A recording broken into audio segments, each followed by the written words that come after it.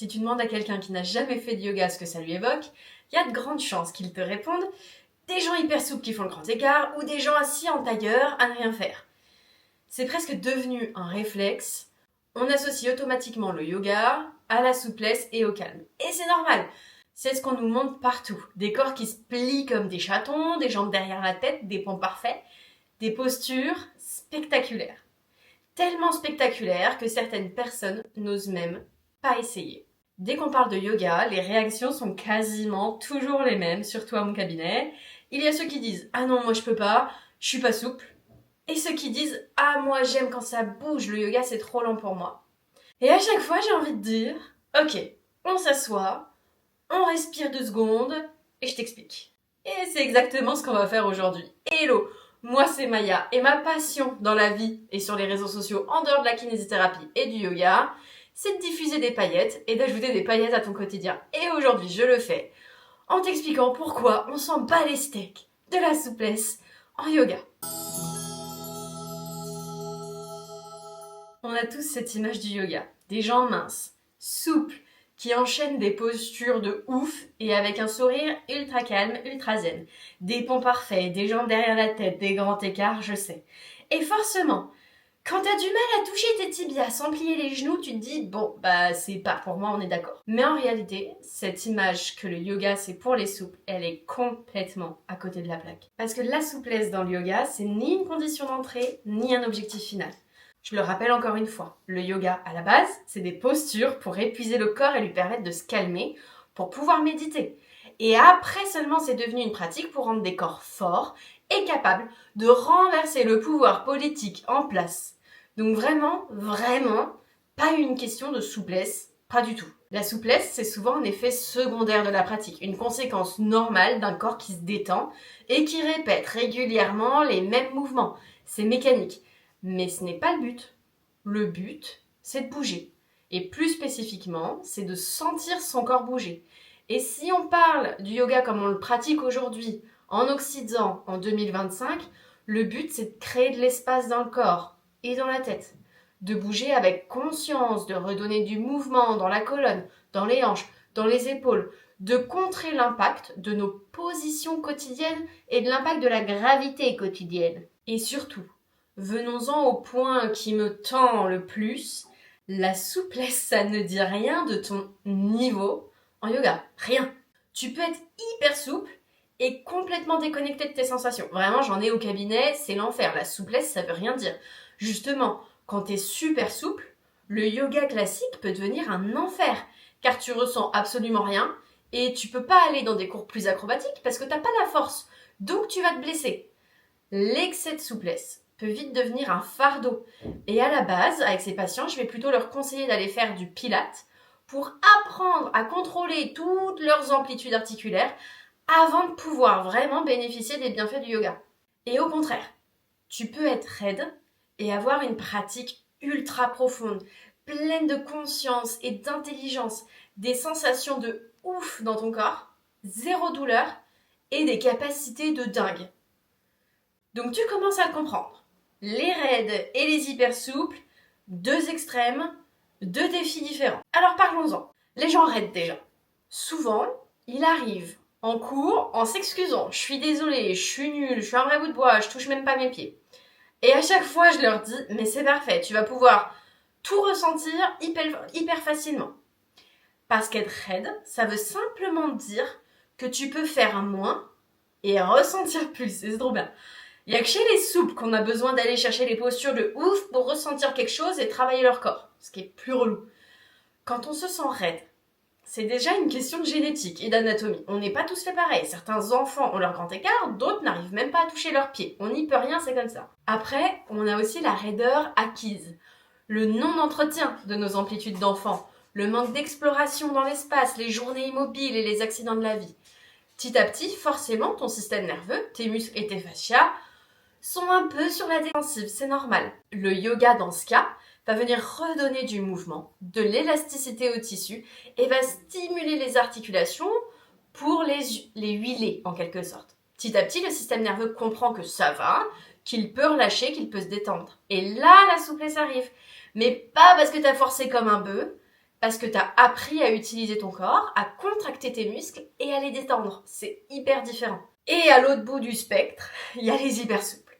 Ceux qui posent les paumes au sol sans effort, les articulations très mobiles, très instables. Et chez eux, le défi, c'est tout l'inverse. Ils doivent apprendre à se contenir, à stabiliser, à renforcer, à mettre des limites, à activer leurs muscles. Parce que quand ton corps est très mobile, le risque, c'est d'aller trop loin, trop souvent. Et à long terme, ça crée de la douleur, de l'instabilité, voire des blessures. J'en sais quelque chose. Donc les hyper souples, eux, doivent réapprendre à tenir, à sentir où commence la limite, à rendre tout travail actif. C'est épuisant. Donc, les raides doivent apprendre à lâcher, les souples doivent apprendre à se retenir. Et les deux, au fond, cherchent la même chose, utiliser leur corps. Alors pourquoi on est obsédé par la souplesse plutôt qu'autre chose ? Cette obsession, elle vient de plusieurs choses. Premièrement, bien sûr, les réseaux sociaux. Une posture spectaculaire attire plus l'œil qu'un simple travail de respiration. On partage ce qui se voit, pas ce qui se ressent. Enfin, comment veux-tu que je te partage sur les réseaux sociaux ce moment où mon élève qui vient depuis des années et qui a toujours passé son shavasana, les genoux pliés, les jambes pliées au lieu de détendues, juste parce qu'elle a des douleurs de dos. Comment veux-tu que je te partage cette première fois où je la vois qui fait son shavasana complètement détendu, les jambes tendues ? Tu vas rien voir si je te montre ça. J'ai besoin de te montrer des postures spectaculaires pour que tu aies envie de faire du yoga. En fait, on ne partage que ce qui se voit et pas ce qui se ressent, et c'est compliqué sur une pratique qui est principalement basée sur les ressentis, où le kiff de la pratique est le ressenti. Ça vient vraiment de là. Donc c'est pas un problème des profs qui mentent, c'est juste je te montre ce que je peux te montrer, je peux pas te montrer ce qui est non visible. Ensuite, cette obsession, elle vient de notre culture du sport. On confond yoga et performance. On croit que progresser signifie aller plus loin ou faire une posture acrobatique. Et des fois, certains types de yoga rejoignent aussi les autres sports, d'où la confusion, comme avec la calisthénie. Et là, trouver la différence entre performance et intention, c'est hyper compliqué pour tout le monde. Et enfin, il y a notre rapport au corps. On associe souvent valeur, beauté ou compétence à ce que le corps fait plutôt qu'à ce qu'il ressent. Mais le yoga, justement, est là pour nous sortir de cette logique de comparaison et de résultat. Il faut en faire pour ça, du coup. C'est pas un concours de flexibilité, c'est une pratique d'écoute et d'attention. D'intention. On pratique pour se faire du bien et se soigner. Sinon, c'est plus vraiment du yoga qu'on fait, mais de la gym ou de la calisthénie, encore une fois. Mais alors, à quoi ça sert la souplesse ? J'ai l'impression d'être Jamie là. C'est une bonne question. Parce qu'on pourrait se dire, si c'est pas le but, pourquoi on en parle autant ? En fait, la souplesse, c'est utile, mais dans la juste mesure, comme tout. Elle permet aux muscles et aux articulations de bouger librement, d'absorber les chocs, de mieux s'adapter à notre vie. Trop peu de souplesse et le corps se rigidifie, les tensions s'accumulent. Imagine que t'es en plâtre du coude pendant 6 semaines, forcément le jour où on t'enlève le plâtre, tu vas en chier, tu vas avoir mal. Et à l'inverse, trop de souplesse et le corps devient instable, fragile. Genre moi, vraiment, je sais pas si tu vois, mais j'ai les coudes qui partent en couille. Et longtemps, j'ai pas réussi à travailler ma mobilité, ma force dans cette posture. Je me suis posée dans mes articulations. Souvent, les gens font pareil aux genoux ou dans le bas du dos. On se pose dans nos articulations et on vient la surutiliser et nos muscles ne font pas leur taf. Et du coup, on crée des douleurs et des instabilités chroniques. Donc, dans les deux cas, raideur ou excès de souplesse, ça crée des douleurs. Donc, on est bien d'accord, ça ne veut pas dire que la souplesse est inutile. Elle fait partie de la santé articulaire et musculaire et travailler sa mobilité est bénéfique. Mais il faut bien comprendre du coup la différence entre souplesse passive, donc aller plus loin dans une posture grâce à la gravité ou la force des mains par exemple dans un cobra, à la mobilité fonctionnelle. Bouger avec contrôle, force, stabilité, dans l'amplitude disponible. C'est très différent d'aller dans son cobra à la force des mains ou à la force du dos. Le yoga, quand il est bien enseigné, vise surtout la mobilité fonctionnelle. Il nous apprend à bouger avec conscience et pas juste à tirer plus fort. Et ça, tout le monde peut le faire. qu'on touche nos pieds ou non. La vraie santé physique, c'est une combinaison de souplesse, force, coordination et conscience. Donc le fait de ressentir le muscle bouger, se contracter, l'articulation travailler. Et le yoga, c'est une des rares disciplines qui travaille les 4 en même temps. Après, je vous refais pas le topo, on a déjà fait ça dans une autre vidéo, on coupe toujours avec du cardio et du renfort avec charge pour être au top. Vous le savez. Si je reviens au yoga. En yoga, tu apprends à respirer dans le mouvement, à créer de l'espace, de la stabilité, à écouter les signaux de ton corps, à sentir quand tu forces, quand tu résistes, quand tu lâches trop.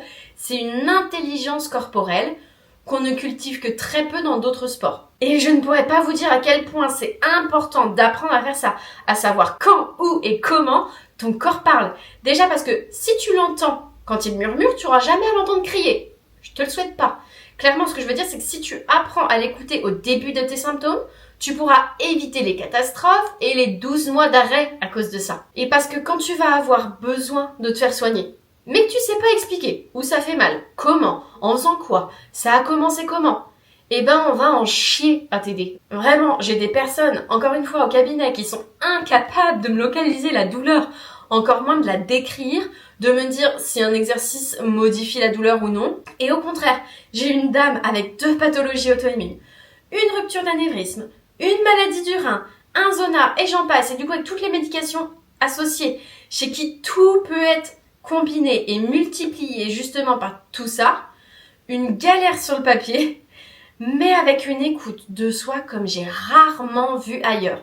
On arrivait à réduire tous ces symptômes en un rien de temps, juste parce qu'elle savait tout décrire et écouter. C'était un régal pour elle, comme pour moi malgré les douleurs. Donc ça peut changer votre vie d'apprendre à vous écouter. Et pour ceux qui pensent que le yoga est trop calme, trop zen, je crois que ce qu'ils veulent dire vraiment, c'est que le yoga les confronte à quelque chose qu'ils n'aiment pas. Le silence, la lenteur, la sensation de ne plus faire, de perdre son temps. Parce qu'on vit dans un monde où on court tous après le temps, où le moindre moment de vide nous angoisse. Et le yoga vient mettre un frein à tout ça, vient nous confronter à tout ça. Mais je pense qu'il y a aussi un manque de rentabilité du yoga dans une société où bouger est associé aux résultats esthétiques. Alors oui, certaines formes de yoga sont lentes. Mais derrière cette lenteur, il y a une intensité incroyable. Essaye de rester dans la posture du guerrier pendant 10 respirations en pleine conscience, tu vas voir si c'est mou et si ça ne tonifie pas ta cuisse. En plus, ça te permet d'accéder à plus de ton corps, donc de performer plus en fitness par exemple. Si on prend le muscle fessier, que j'adore, celui qu'on a toute envie de voir grossir et rebondir à l'infini, si t'as pas toute ta mobilité de hanche, tu vas vite stagner et ne pas pouvoir augmenter plus ton volume fessier. Il faut que tu aies toute l'amplitude de mouvement pour pouvoir le contracter à fond et du coup avoir la possibilité de le faire grossir au maximum de ses possibilités. Et qu'on soit bien clair, le yoga, c'est pas forcément lent et doux. Mais si tu es déjà à la maison Pim, tu le sais, on est d'accord. Tu vas avoir des pratiques hyper lentes, mais pas du tout douces comme le yin, où on vient chercher des étirements quasiment insoutenables pendant plusieurs minutes, ou du vraiment lent et doux, pour forcer à relâcher, comme le restauratif yoga, de l'intense physiquement et mentalement avec le hot yoga, du challengeant musculairement avec le power, du fluide et mouvementé avec le vinyasa que j'adore, de l'autoritaire et militaire avec l'ashtanga, bref. Tu peux absolument tout faire pour peu que tu explores les différents types de yoga et surtout les différents profs de yoga. Et peu importe le cours que tu vas prendre, tout réside dans le fait de savoir adapter la pratique à ton corps. Et c'est exactement pour ça que j'avais créé le programme Yoga Fondation 1 qui combinait mes connaissances kiné, mes connaissances yoga, pour que plus personne ne soit perdu en cours, à la traîne ou se sente honteuse dans une séance. Tu es raide ? Ok, on travaille avec des briques, des sangles, on modifie les postures. T'es hyper lax, on se concentre sur la force, la stabilité, le contrôle. Tu es entre les deux, et ben on joue sur la transition, les variations, la respiration. Il n'y a pas de bon corps pour faire du yoga, par contre il y a de l'intelligence dans la pratique à avoir et des connaissances à avoir. Une fois que tu connais ton corps et les adaptations possibles, Ça devient incroyable car tu peux tout faire, tout ressentir. Enfin, le yoga, ce qui est trop cool, c'est que tu apprends à vivre dans ton corps, à le connaître, à le respecter, à l'habiter, à cesser de lui en vouloir parce qu'il ne fait pas ce que tu veux et à commencer à vraiment l'écouter. Le yoga te montre que ton corps n'est pas un obstacle. C'est ton outil d'évolution. Il te montre là où tu résistes, là où tu bloques, là où tu respires pas. Et quand tu comprends ça, tu réalises que le yoga, c'est pas qu'un sport physique, c'est aussi un sport mental. C'est trop bien. Ça se voit. Alors oui, peut-être qu'un jour, tu poseras les mains au sol. Peut-être pas, on s'en fout. Peut-être qu'un jour, tu feras le grand écart. Peut-être jamais.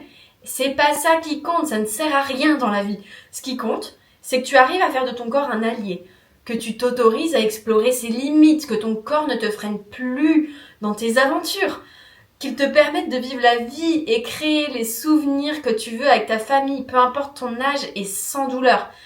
C'est vraiment ça, le yoga, si tu t'autorises à plonger dedans et à expérimenter. Alors je te souhaite que cette vidéo faite avec les tripes t'ait donné envie d'explorer, d'essayer, de tenter et de traiter ton corps avec bienveillance, de dérouler ton tapis à la maison Pim. Donc, je te dis à très bientôt sur ton tapis à la maison Pim. Bisous. Et si t'as aimé cette vidéo, n'hésite pas à connecter avec moi sur les réseaux sociaux ou à rejoindre Maison Pim App, l'application la plus pailletée du marché, avec tes 7 jours d'essai gratuits.